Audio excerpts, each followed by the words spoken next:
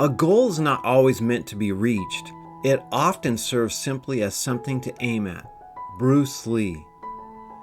Bruce Lee said that the most important work you have in life is to be yourself. That is what he called self-actualized, or psychologists would call self-actualization.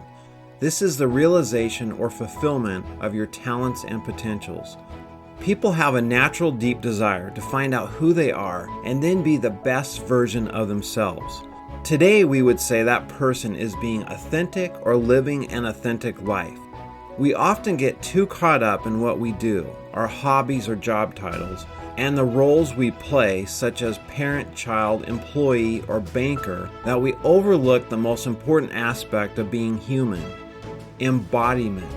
Embodiment gives your spirit a way to express itself. What do you embody? What words would people use to describe you outside of job titles or roles?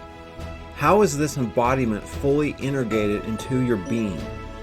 If courteousness is part of your core of who you are, then how do you live and act as a courteous being? Builders build, helpers help, encouragers encourage. To embody a belief, principle, or value is to integrate it into the essence of you. It cannot be separated from you. It is who you are by your thoughts, actions, and behaviors. When someone is a kind human being, we know that they think kind thoughts, do kind acts, and interact with others through kindness. The concept of kindness is not separate from the individual. A self-actualized goal is to fully integrate who you are in all aspects of your life. It's not a switch you turn on or off. It is a way of fully being. When you self-actualize, you reach your best self, your truest sense of who you are. In doing so, you raise your vibration to its highest level. According to Bruce Lee, this is critical because your purpose is to be the highest functioning version of yourself. Each day you have moment after moment to fulfill your purpose. In this state, life becomes exciting and a joyful journey because you are being true to yourself and your authenticity. The legendary NFL football coach Vince Lombardi stated to his Green Bay Packers team, "Gentlemen, we will chase perfection, and we will chase it relentlessly, knowing all the while we can never attain it. But along the way, we shall catch excellence." I think this quote is an example of what Bruce Lee was trying to tell us about completely embodying a concept such as kindness. It's a lofty goal that we might not fully attain, but striving for it is a worthy lifelong goal.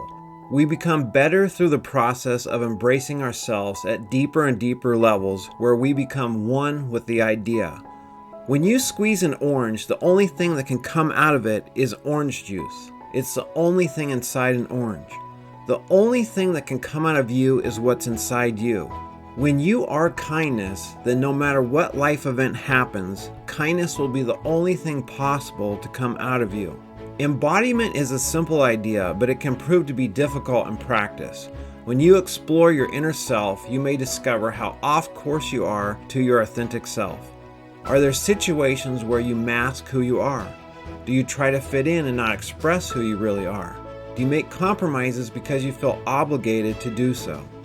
Exploring who you are, what really makes us tick and is our core essence, is a most worthwhile endeavor.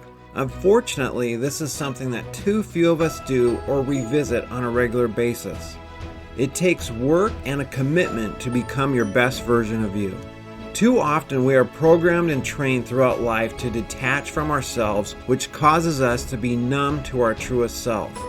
We unknowingly allow outside influences to impact us in ways that are destructive to our authentic self. We essentially detach and lose our true identity. When we reconnect with ourselves, it can be one of the most meaningful experiences available in life. We are taught to conform and fit in, smooth our edges and not be different. In the process, we forget how to advocate for our sacred individuality. Our inner voice is diminished, we make many small compromises, and over time we eventually barely hear our true inner voice.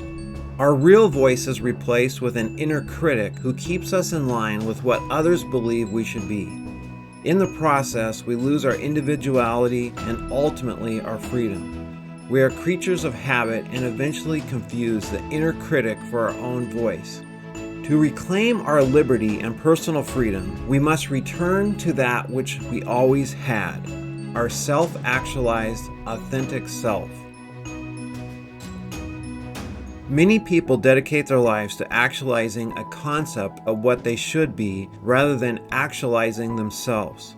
The difference between self-actualization and self-image actualization is very important. Most people live only for their image. Bruce Lee. Thanks for checking out this video. If you appreciated this, please subscribe to the channel, like this video, and check out other videos we have. All the best to you.